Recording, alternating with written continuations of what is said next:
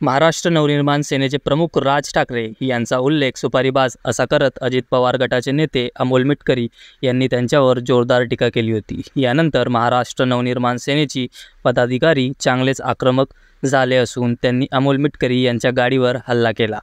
यावेळी मनसेच्या कार्यकर्त्यांनी मिटकरी यांच्या गाडीच्या काचा फोडल्या।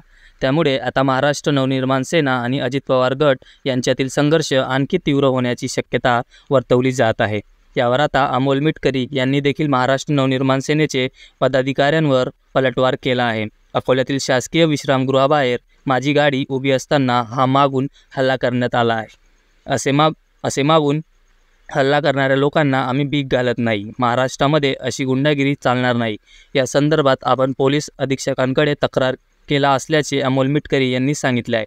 दरम्यान महाराष्ट्र नवनिर्माण सेनेच्या कार्यकर्त्यांनी अमोल मिटकरी यांची गाडी फोडली असेल तर गैर काही नसल्याचे मनसेच्या वतीने सांगण्यात आले आहे। असे असेल तर मनसेच्या मी अभिनंदन करतो, कारण कोणाच्या तोंडात येईल ते कोणीही बोलत असेल तर त्याला उत्तर दिले पाहिजे। चुकीची भाषा वापरत असाल तर परिणाम भोगावेच लागतील, असा इशारा देखील संदीप देशपांडे यांनी अमोल मिटकरी यांना दिला।